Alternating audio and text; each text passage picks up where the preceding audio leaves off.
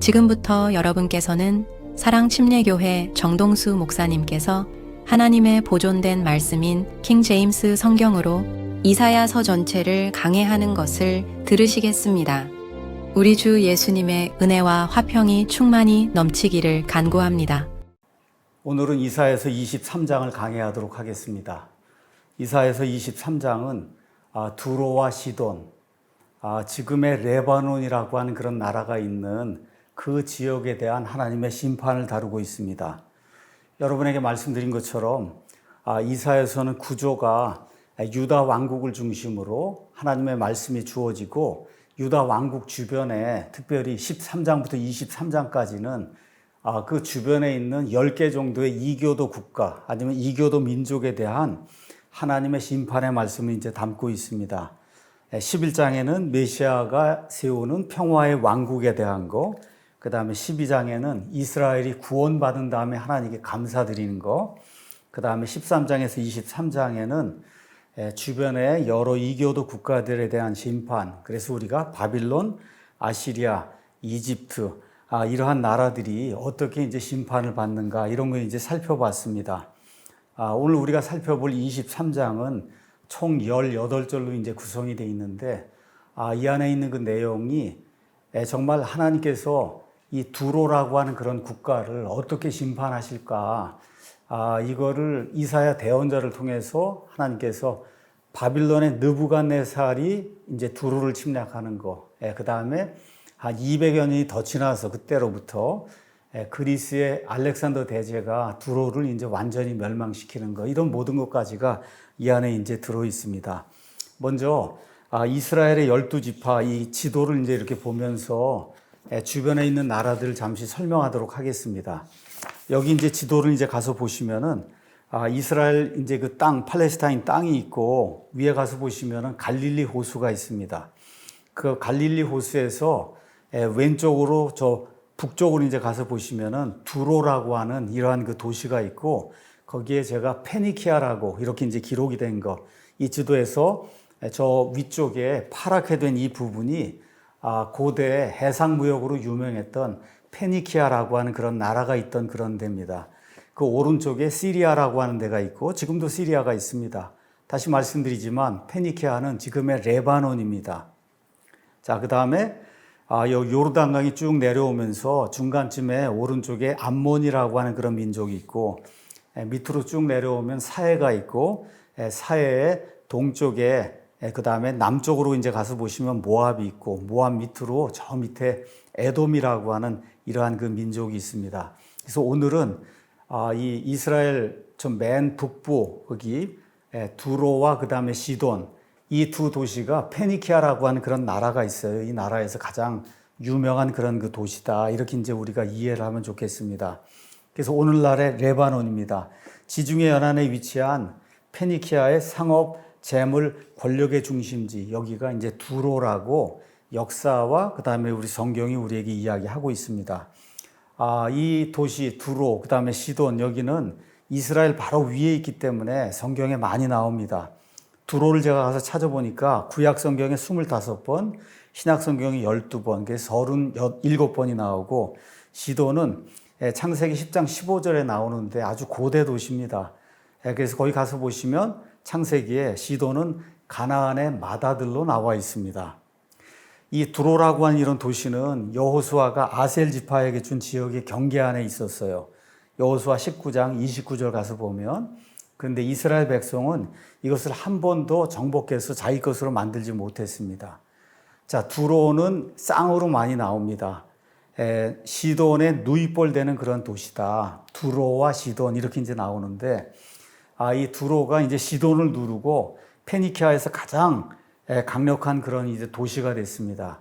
지도를 이제 다시 한번 보도록 하겠습니다. 이 지도는 페니키아라고 하는 이런 그 국가를 이제 설명해 주는 그런 지도인데, 여기 하얗게 되어 있는 이게 두로고, 이 두로에서 한 40km 정도 지중해를 따라서 쭉 올라가면은 시돈이라고 하는 데가 나옵니다.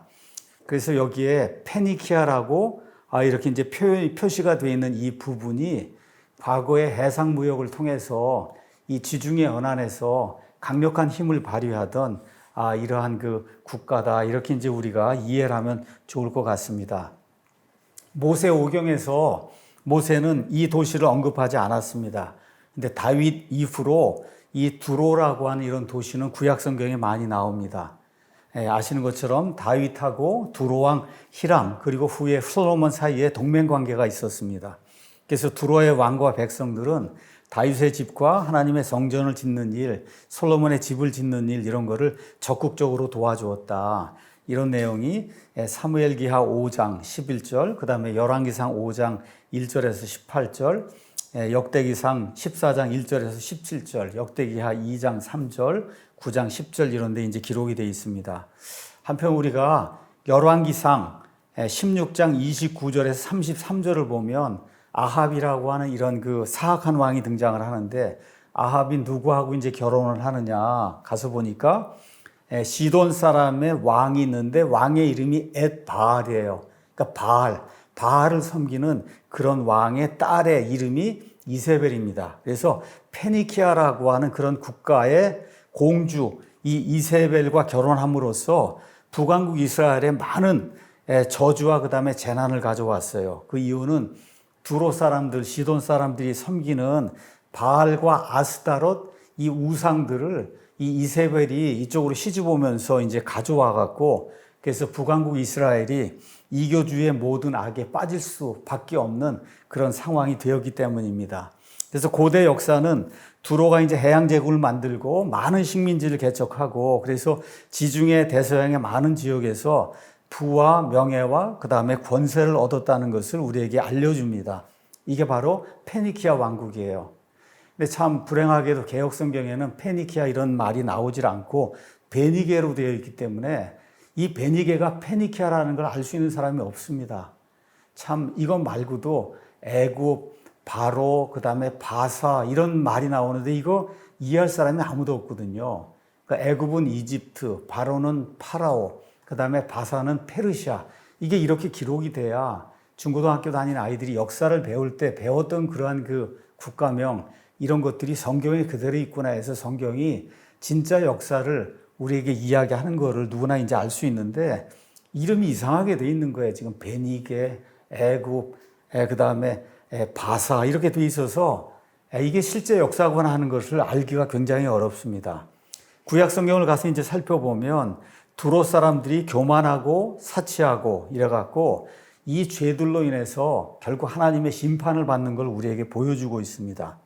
자, 두 번 심판을 받습니다. 한 번은 바빌론의 느부갓네살 왕에 의해서 심판을 받고 이런 내용이 오늘 여기 이사야서 23장 13절, 그 다음에 에스겔서 26장 7절, 27장 1절에서 36절, 28장 29장 이런 데 이제 기록이 되어 있습니다.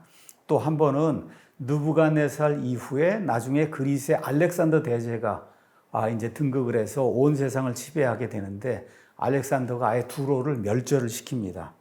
그래서 우리 주 예수님 시대에는 두로와 시돈 지역에 예수님이 직접 가셔서 복음을 선포했어요. 그 내용이 마태복음 15장 21절에 이제 기록이 되어 있고, 이러한 여러 가지 일들로 인해서 주후 58년경에 우리가 사도행전 21장 3절에서 7절 이런 데 이제 가서 보시면 예수 그리스도의 기독교회가 세워진 사실을 이제 알 수가 있습니다.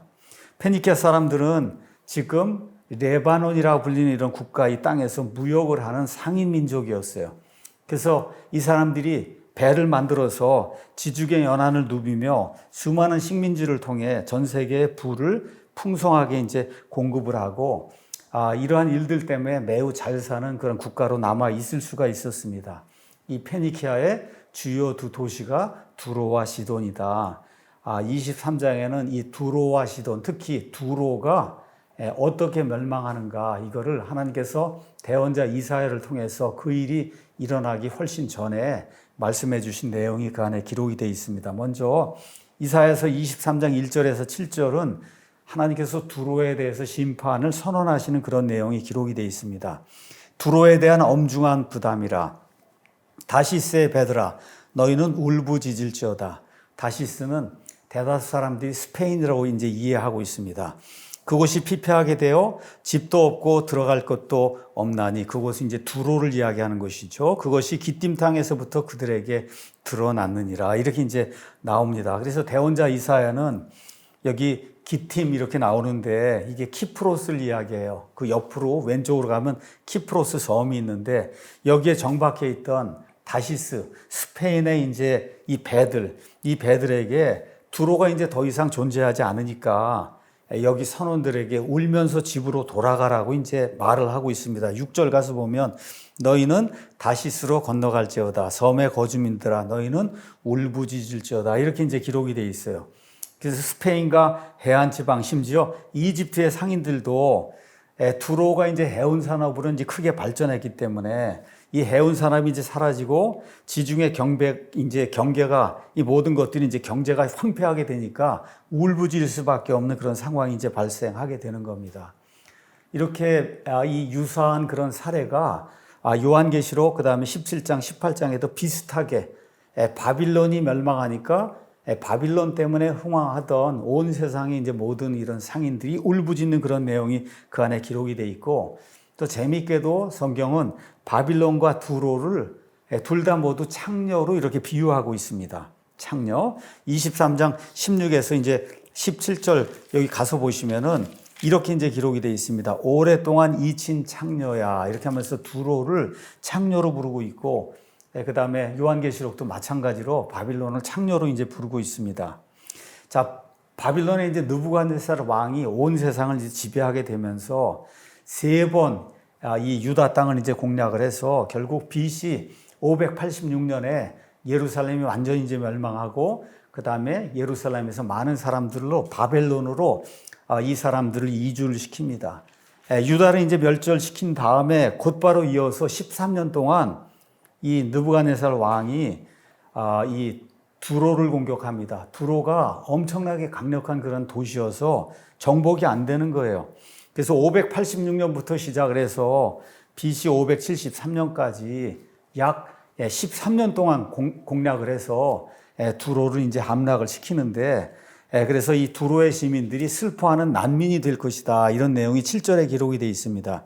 이것이 너희가 기뻐하는 도시고 옛적부터 오래 있던 도시냐. 그녀의 발들이 그녀를 멀리 옮겨 거기에 체류하게 하리라. 그래서 온 세상을 떠도는 이런 난민 신세가 될 것을 이사야 대언자가 미리 예언을 하고 있습니다.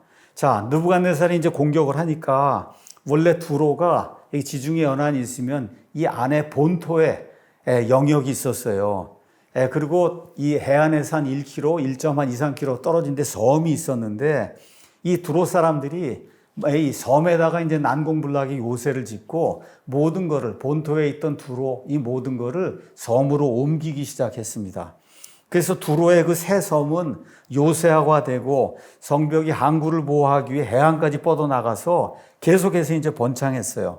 자, 그런데 이렇게 화려하게 떠올랐던 이 섬 위의 도시 두로는 대언자의 예언대로 예루살렘이 함락당하고 나서 한 13년 지났을 때 바빌론 왕 느부갓네살에 의해서 무참하게 파괴가 되고 유린이 됩니다. 13년 동안 이렇게 바빌론의 느부갓네살 왕이 여기를 이제 공격하니까 두로의 힘이 약화가 되고, 마침내 옛 도시는 바빌론 사람들에게 이제 붕괴가 되고 도시의 성벽이 완전히 파괴되는 그런 일이 생겼다고 역사가들이 이제 증언하고 있습니다.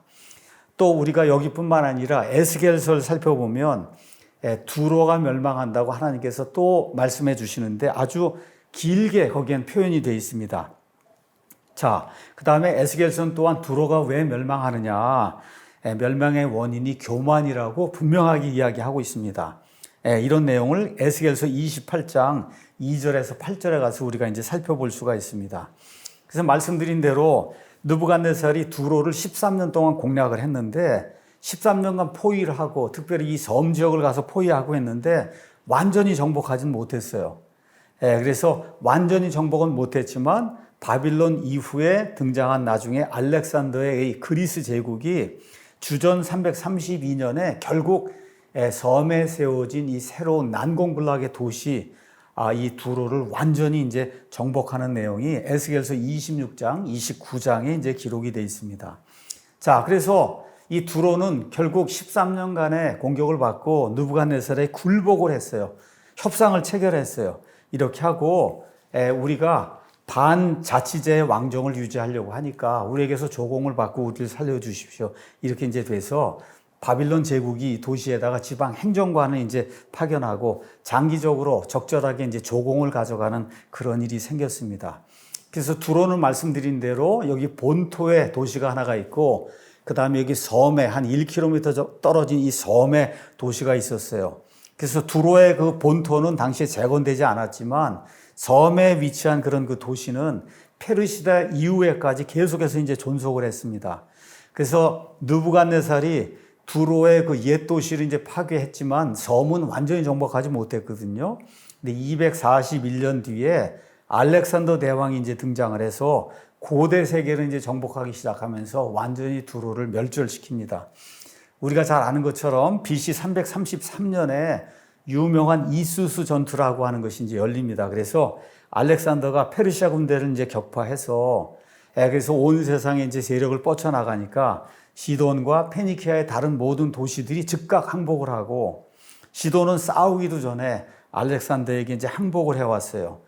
이러고 나서 1년 지나서 BC 332년에 알렉산더가 이제 페르시아를 격퇴하고 지중해 연안 도시들을 정복해 나가고 있을 때 페르시아에 대해 적대감을 갖고 있던 두로 사람들이 새로운 지배자로 이제 나타나게 된 알렉산더를 환영했지만 알렉산더가 자기들의 섬 도시 안으로 들어오는 건 거부하면서 독립의 의지를 이제 표명하니까 이 공격하는 게 굉장히 어려운 거예요. 이게 섬이기 때문에. 그래서 알렉산더는 이번에 이 두로라고 하는 도시를 완전히 내가 정복해야 되겠다. 이렇게 이제 생각을 하고 그래서 어떠한 작전을 폈냐. 기술장관 디아데스라고 하는 이런 사람과 함께 이 뚝길 작전, 뚝을 쌓기 시작을 한 거예요. 그래서 옛 도시 두로에서 목재, 암석 이런 걸 가져다가 육지에서 섬까지 길이가 700m, 그 다음에 폭이 60m가 되는 방축 이런 뚝을 이제 쌓아갖고 키프로스 그 섬과 그 다음에 페니키아 전역에서 기술자들을 모아서 이 두로 이 도시 섬을 공격할 수 있는 무기를 제작하게 하고 그래서 일부는 방파제 위에 일부는 기마부대에 수송선위에 배치하고 그리고 결국 이 두로를 두들기기 시작해서 그래서 결국 두로가 이제 함락이 됩니다.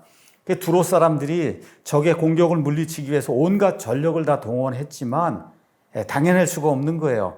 불화살도 쏘고 그래서 이 알렉산더의 배들을 불사르기도 하고 성벽 위에서 거대한 그 돌덩어리를 떨어뜨리기도 하고 심지어 닷줄을 자르는 임무를 띈 잠수부를 동원하기도 하고 정말 여러 가지를 했지만 알렉산더의 그리스 이 제국의 이 군사를 이길 수가 없었어요. 그래서 결국 알렉산더는 이 섬에 있는 그 요새 도시 두꺼운 성벽을 마침내 허물어뜨리고 이렇게 하면서 에스겔서 26장 12절의 예언을 정확하게 이제 성취를 합니다. 거기 가서 보니까 이렇게 이제 돼 있습니다. 그들이 내 재물을 노략하고 내 상품을 탈취하며 내 성벽들을 헐고 내 기뻐하는 집들을 파괴할 것이며 또 그들이 내 돌들과 내 제목과 내 흙을 물 한가운데 넣으리라. 그래서 이 섬에 세워진 강력한 요새 도시 두로가 그리스의 알렉산더 대왕에 의해서 완전히 멸절되는 이와 같은 예언의 말씀이 성취되는 걸 우리가 이제 볼 수가 있습니다. 자, 이러한 그 공격을 통해서 두로 사람들 8,000명이 살육을 당하고 3만 명이 노예로 팔려나갔다. 이렇게 역사가 기록을 하고 있습니다. 그래서 결국 두로가 함락이 되면서 어느 누구도 두로를 이길 수 없다. 이렇게 이제 하면서 두로가 교만을 부리고 세상 사람들에게 많은 위용을 자랑했지만 결국은 그리스의 알렉산더 대제에 의해서 완전히 패망을 당하고 이렇게 돼서 옛날의 두로는 아예 그냥 도시의 위치조차 알 수 없을 정도로 황폐하게 됐다. 이렇게 역사가 기록을 하고 있습니다. 자, 다시 이사야서 23장으로 돌아와서 8절에서 14절에는 심판에 대한 설명이 나와 있는 거예요. 누가 왕관을 씌우던 도시고 자기 상인들을 통치자들로 두고 자기 무역상들을 땅의 존귀한 자들로 둔 두로를 대적하여 이 계획을 세웠느냐. 두로를 멸절시키려고 하는 그런 계획을 누가 세웠느냐. 8절 가서 보니까 누구라요? 군대들의 주께서. 9절에 군대들의 주께서 그것을 계획하셨다. 성경이 그렇게 이야기하고 있어요. 이집트가 멸망하리라는 거 이사야서 19장 23절에 기록이 돼 있고, 그 강력한 나라 바빌론이 멸망하리라 하는 내용이 14장 27절에 기록이 돼 있는데, 이 모든 것들을 계획하신 분이 바로 이 난공불락의 도시 두로를 멸절시키려고 작정하신 하나님이시다. 성경이 그렇게 이야기하고 있습니다. 주전 689년에 아시리아의 무서운 왕 사네립이 있었는데, 이때는 아직 바빌론이 힘을 쓰지 못하던 때예요. 이 사네립이 바빌론이라는 이런 도시를 완전히 이제 멸망을 시킵니다. 이렇게 했던 것처럼 이 두로와 시돈은 새롭게 나중에 이제 부활한 바빌론의 느부갓네살 왕에 의해서 그가 13년 동안 공략을 해서 결국은 항복을 하게 되고, 나중에 알렉산더 대제가 이것을 완전히 황폐화시키는 그런 일이 이제 발생하게 됩니다. 자, 13절 그 밑에는 쭉 읽어보시면 다 알 수 있는 내용이고, 13절에 가서 보면 이런 내용이 기록이 되어 있습니다. 갈대아 사람들의 땅을 볼지어다. 갈대아 사람들이 이제 바빌론이거든요. 그 아시리아 사람이 광야에 거하는 자들을 위해 그곳을 세울 때까지는 이 백성이 없었는데, 그들이 그곳에 탑들을 세우고 그곳에 궁궐들을 세우매 그가 그곳을 폐허로 만들었다. 지금 이 갈대아 사람들의 왕 느부갓네살이 어느 면에서 이제 두로를 완전히 멸절시키는 이런 내용을 지금 여기 성경이 이야기하고 있는데, 여기에 그 아시리아 사람이 누구냐? 많은 주석들을 가서 보니까 창세기 10장 10절 가서 보면 니므롯이 나와요. 니므롯. 우리가 창세기 가서 한번 잠깐 보겠습니다. 창세기 10장 10절에 9절에 그가 이 니므롯인데 주 앞에서 강력한 사냥꾼이었으므로 사람들이 이르기를 아무개는 주 앞에서 주를 대적하는 강력한 사냥꾼인 니므롯 같다 하느니라. 그의 왕국, 니므롯의 왕국의 시작은 신할 땅에 있는 바벨과 에렉과 아깝과 갈레였으며, 그 땅에서 아수르가 나가서 니느웨와 도시 르호봇과 갈라와 또 니느웨와 그 다음에 갈라 사이에 레센을 세우는데 바로 그것은 큰 도시니라. 이런 말씀이 그 안에 이제 기록이 되어 있습니다. 그래서 여기 가서 보면 바벨탑을 세운 그 장본인이 니므롯이다. 근데 여기에서 아수르가 나가서 니느웨와 그 다음에 르호봇, 그 다음에 갈라 등을 세운다. 여기가 바로 갈대아 사람들이 거하는 이러한 곳이었어요. 그래서 원래 아시리아 사람들이 갈대아 사람들의 시조다. 그래서 여기 나와 있는 이사야서 23장 13절에 나와 있는 그 아시리아 사람, 이거는 바빌론 사람을 이제 이야기하는 거고, 이 사람들이 두로 사람들을 멸절시키는 그러한 그 예언의 말씀이 이 안에 이제 기록이 돼 있다. 그래서 9절에 두로의 교만이 나오는데, 하나님께서 더 이상 참으실 수 없을 정도로 이들이 교만을 부렸다고 성경이 이야기하고 있습니다. 자, 15절에서 18절은 이 페니키아 왕국 아니면 두로와 시돈에 대한 앞날에 대한 전망이 그 안에 이제 기록이 되어 있습니다. 15절 가서 보면 다시스의 베드라, 너희 기력이 피폐하게 되었으니 너희는 울부짖을지어다. 그날의 두로가 한 왕의 날수에 따라 70년 동안 잊힐 것이요 70년이 끝난 뒤에 두로가 창녀같이 노래하는데, 그럼 뭐라고 돼 있냐? 오랫동안 잊힌 창녀야, 너는 하프를 가지고 도시를 돌아다니며 달콤한 곡조로 많은 노래를 불러 사람들이 너를 기억하게 하라. 70년이 끝난 뒤에 주께서 두로를 찾아오시리니 그녀가 자기 몸값을 받는 일로 되돌아와 지면에 있는 세상의 모든 왕국들과 음행을 벌일 것이나, 요한계시록에도 가서 보면 음녀 바빌론, 이 체제가 세상의 모든 왕들과 음행을 벌인다. 무욕하고 하면서 하나님을 대적하는 그런 일을 음행을 벌인다고 그렇게 이제 기록이 돼 있어요. 그녀의 상품과 몸값은 주께 거룩한 것이 될 것이요. 이게 창녀의 몸값인데 이게 주께 거룩하게 된다는 거예요. 이 의미를 잠깐 설명하겠습니다. 잠시 후에. 그들이 그것을 간직하거나 쌓아두지 아니하리라. 그녀의 상품은 주 앞에 거하는 자들이 배불리 먹을 양식이 되고 오래 입을 것이 되리라. 이런 내용이 그 안에 기록이 되어 있어요. 그래서 15절은 뭘 얘기하는 거냐? 두로가 완전히 멸망하기 전에 이 두로하고 시돈, 이 두 도시가 70년 동안 무역 사업을 할 수 없는 이와 같은 일이 생긴다는 거예요. 그래서 역사의 증언에 따르면 아시리아 사람들이 기원전 700년부터 시작해서 기원전 630년까지 70년 동안 페니키아 사람들이 무역을 못하도록 그렇게 제한을 했어요. 자, 이렇게 돼서 무역을 할 수 없는 그런 상태가 된 겁니다. 그런데 아시리아가 결국 나중에 힘이 약해지기 시작하니까 두로와 시돈이 다시 힘을 얻어서 사업을 되살렸다고 역사가들이 이제 증언하고 있습니다. 그래서 대원자는 이렇게 부활한 도시를 뭐라고 표현했냐? 사람들에게 관심을 끌기 위해 아름다운 노래를 불러야 하는 늙은 창녀에 지금 비유하고 있어요.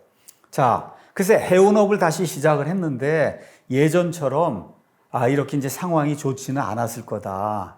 이렇게 이제 우리가 보고 있습니다. 자, 18절 가서 보니까 다시 사업을 해갖고 음행을 벌이고 사람들과 이제 무역을 하고 이렇게 해서 이제 돈을 벌고 재물을 모았는데 이게 주께 거룩한 것이 된다. 여기 거룩하다고 하는 그런 내용이 나옵니다. 18절에 가서 보면은 Her higher shall be holiness to the Lord 이렇게 이제 돼 있어요.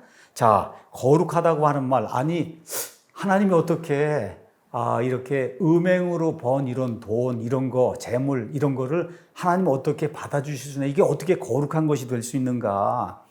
성경에서 거룩하다고 하는 말, 우린 그렇게 번역을 했지만, holy, 거룩하다고 하는 말은 구분이 됐다는 거예요. 어떤 특별한 용도로 구분이 됐다는 거예요.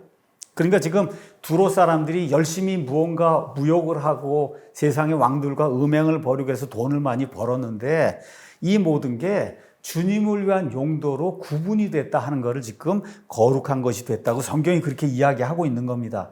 다시 말씀드릴게요. 거룩하다고 하는 것이 우리가 생각하는 그런 의미가 아니라 원래 말은 어떤 특별한 용도를 위해서 지정이 돼서 구분이 됐다는 거예요. 그러니까 그녀의 상품과 몸값은 주님을 위해서 특별히 구분이 됐다. 그래서 그들이 그것을 간직하거나 쌓아두지 아니할 거다. 그래서 두로 사람들이 자기를 위해 쓰지 않고 이것이 하나님의 집을 위해서 쓰이는 그런 일, 이것이 어쩌면 천년왕국 시대의 맨 마지막 때에 이루어질 그와 같은 예언의 말씀일 수도 있습니다. 그래서 메시아 왕국을 내다보면서 이 두로라고 하는 이런 그 이교도 국가가 맨 마지막 이 천년왕국 시대에는 예수님께 예물을 가져오는 그러한 국가가 될 것이다. 이렇게 이제 보는 견해도 있습니다. 자, 오늘 여기까지 해서 우리가 유다 주변의 10개의 이교도 국가들, 이 국가들에 대한 하나님의 심판의 말씀을 이제 살펴봤습니다. 성경에는 이런 10개 국가 외에도 예레미야 49장에 가서 보시면 암몬 족속, 암몬은 지금의 요르단을 이야기하는 거예요.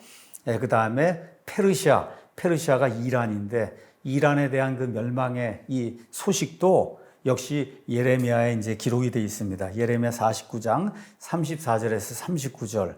자, 이런 모든 거 보면서 우리가 몇 가지 결론을 내리려고 합니다.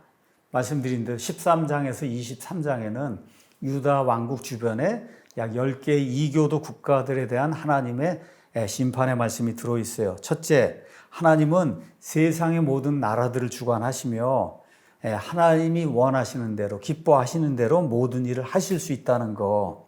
그래서 어떤 분이 이거를 이렇게 표현했습니다. 하나님의 맷돌은 비록 느리게 갈지라도 아주 작게 간다. 하나님의 맷돌은 느리게 갈게 사람의 눈에 보기엔 왜 이렇게 느려 이렇게 보인다 해도 아주 작게 갈아서 하나님의 뜻을 온전히 이룬다. 이걸 우리가 기억하면 좋겠다는 거예요. 둘째, 하나님은 사람이든 국가든 교만의 죄를 가장 미워하신다. 이사야서 13장 11절, 16장 6절, 23장 9절, 잠언 8장 13절 이런 데 가서 보시면 그럼 하나님이 교만을 얼마나 미워하시는가. 루시퍼의 죄가 교만이고 아담과 이브의 죄가 교만이고 지금 하나님을 믿지 않는 모든 불신자들의 죄가 교만이에요.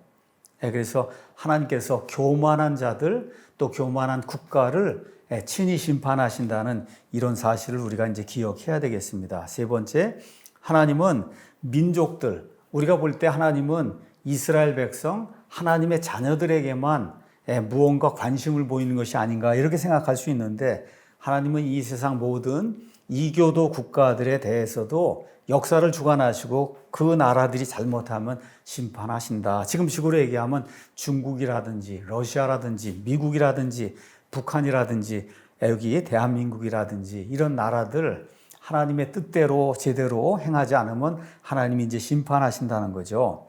그래서 이런 걸 우리가 기억하면 좋겠고, 마지막으로 하나님은 항상 자신의 백성에게 약속과 희망의 말씀을 주신다는 거예요. 지금 유다가 하나님의 백성이 잘못을 범하고 하나님을 대적하니까 하나님이 결국 바빌론을 사용하시고, 근데 바빌론이 어떻게 해요? 교만 때문에 하나님의 심판을 이제 다시 당하거든요. 그래서 바빌론 결국 멸망하지만 하나님은 유다를 끝까지 돌보신다. 이 내용이 이사야서 14장 1절에서 3절, 32절에 기록이 되어 있습니다. 또 모압이라고 하는 그런 나라가 나오는데, 그래서 이 모압은 예루살렘의 성소, 또 하나님을 섬기는 이런 거 받아들이지 않지만 하나님은 언젠가 그 모압 땅에 메시아의 왕좌를 세운다고 16장 5절이 이야기하고 있어요. 아시리아와 이집트, 지금 우리가 보면 둘 다 아시리아는 이라크, 그 다음에 이집트는 지금 알고 있는 것처럼 지금의 이집트, 여기가 다 이슬람 국가입니다. 유대인들의 원수인데 천년왕국이 될 때 이 사람들 가운데 믿음을 가진 자들이 등장을 하면서, 그래서 이집트, 그 다음에 이스라엘, 그 다음에 여기 이라크 이쪽으로 새로운 큰 길이 생기고, 그래서 동맹을 맺고 하나님을 섬기고 하나님께 복을 받는 그런 일이 생긴다고 19장 23절에서 25절이 아주 놀라운 예언의 말씀을 주십니다. 두로도 마찬가지예요. 하나님 대적하고 했는데 결국은 두로가 행하는 그런 그 무역 사업, 이걸 다 얻은 그런 부가 메시아 왕국을 위해서 쓰인다. 오늘 우리가 성경을 통해 살펴봤습니다. 그러므로 국내 또는 국제 정사가 아무리 무섭더라도 하나님의 자녀는 전능하신 하나님이 하나님 자신의 왕좌에 앉아서 모든 것을, 영어로 얘기하면 He is in control, 지금도 모든 것을 주관하고 계신다. 이런 걸 알기 때문에 우리가 평안을 누려야 된다. 여기 가서 보시면 26장 3절에 주께서 생각을 주께 고정한 자를, 세상이 어떻게 돌아가든 주님께 고정한 자를 완전한 화평으로 지키시리니 이는 그가 주를 신뢰하기 때문이니이다. 세상이 정말 급박하게 돌아갑니다. 한국의 상황도 그렇고 미국도 그렇고 러시아, 우크라이나, 뭐 세상이 지금 아주 복잡하게 혼돈 가운데 지금 빠져 있어요. 민족들이 분노하고 하나님을 대적하여 음모를 꾸밀지라도 시편 2편 4절 가서 보니까 하늘에 앉아 계시는 분이 그들을 내려다보시고 웃으신다는 거예요. 이런 거 기억하면서 이게 개인의 문제든 아니면 교회의 문제든 국가의 문제든 무엇인가 하나님을 대적하는 그런 일들이 있어서 우리를 괴롭게 해도 저 위에 계시는 하늘의 왕좌에 계시는 저 하나님께서 이 모든 것들을 내려다보시고 역사를 주관하신다. 이거를 꼭 기억하면서 하나님 안에서 소망을 가지고 하나님으로 인해 기뻐하는 우리 모두가 되기를 예수님의 이름으로 축원합니다.